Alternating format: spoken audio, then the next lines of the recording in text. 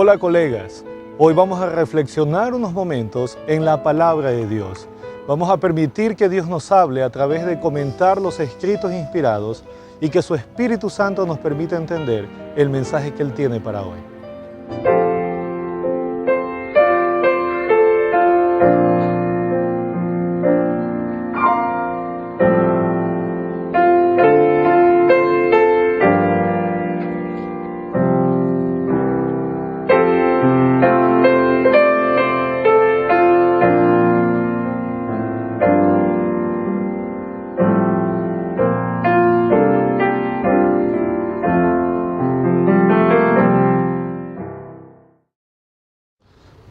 El capítulo 18 del segundo libro de Reyes contiene o empieza con la historia del buen rey Ezequías, rey de Judá.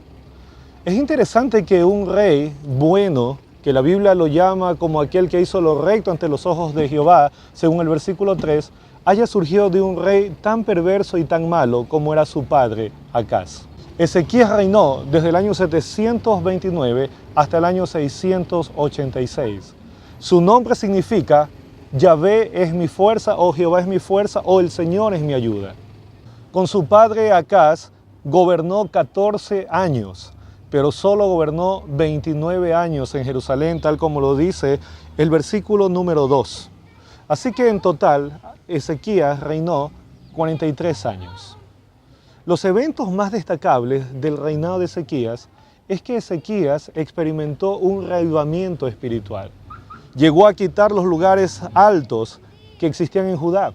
El versículo 4 dice que quebró las imágenes y cortó los símbolos de acera e hizo pedazos la serpiente de bronce que había hecho Moisés, porque hasta entonces le quemaban incienso, puesto que se había convertido en un objeto de idolatría y no en un símbolo de la redención que mostraba el Mesías, tal cual había sido el propósito original de Jehová cuando mandó a Moisés a construirla en el desierto.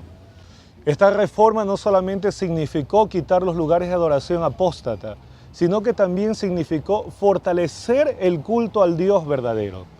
El texto nos muestra que Ezequías mandó a abrir nuevamente el templo, a reanudar los cultos y de manera especial la Pascua.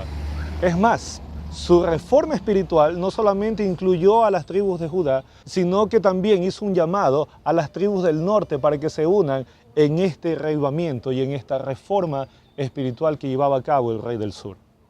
Desde los versículos 13 hasta el 37, nosotros encontramos la descripción de la invasión del rey asirio Sennacherib hacia el reino del sur en Jerusalén.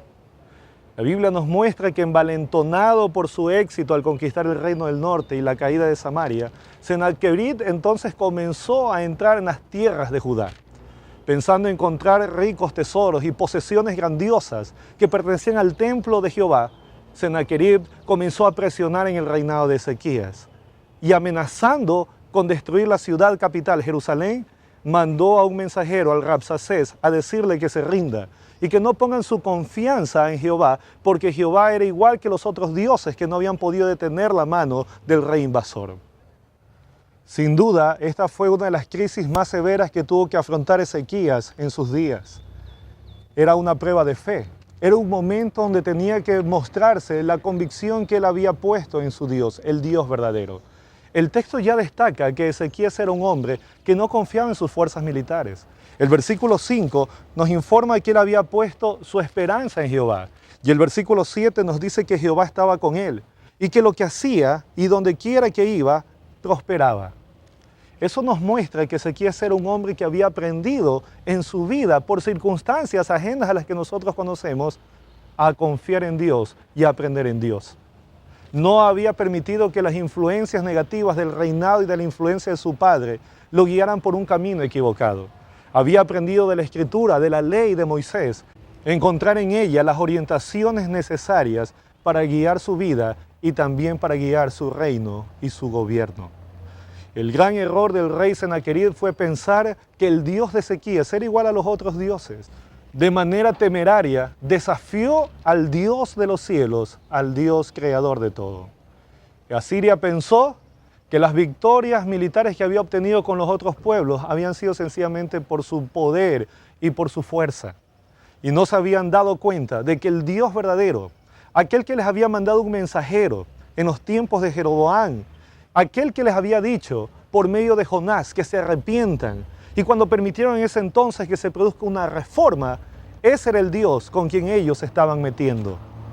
No habían sabido que la gracia y la misericordia, no habían entendido que la gracia y la misericordia de Dios les había perdonado la existencia cuando Dios había emitido un juicio para destruirlos en esos tiempos. Ahora aparece Sennacherib y desafía al Dios de Ezequías. Ese fue el gran error. La Biblia nos mostrará que Dios finalmente obtuvo la victoria sobre sus enemigos y sobre aquellos que lo desafiaron. El pueblo, nos dice en el versículo 36, cayó cuando recibieron y escucharon el mensaje del Rabsacés. La Biblia también nos dice allí que el mandamiento de Ezequías había sido que no le respondáis. ¿Por qué? Porque Dios tenía la última palabra. Ezequías, un rey que había aprendido a confiar en Dios. Un rey que había puesto su confianza en el Señor por medio de hechos visibles. Un rey que había hecho reformas espirituales con el propósito de consagrar a Dios. No claudicaría en esta prueba, en la cual Dios saldría como el gran triunfador y el gran vencedor. Apreciado colega, yo no sé cuál es la crisis o la prueba que tú puedes estar viviendo en este momento, pero cualquiera que ella sea, si haces de Dios tu esperanza como la hizo Ezequías, si permites que Él esté contigo como lo permitió Ezequías, entonces todo lo que tú y yo hagamos prosperará. Todo lo que nosotros emprendamos para gloria y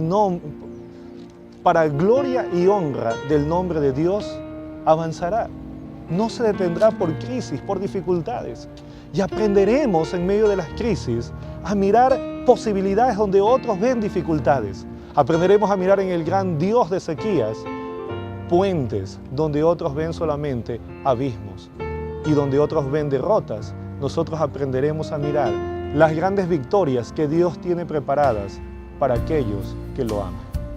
Aprovecha estos minutos para reflexionar si el Dios de Ezequías es también tu Dios y si Él es tu fortaleza y tu esperanza, como lo fue para este buen y humilde rey. Que Dios te bendiga y que la palabra de Dios sea nuestra guía y nuestro sustento. Reavivados por su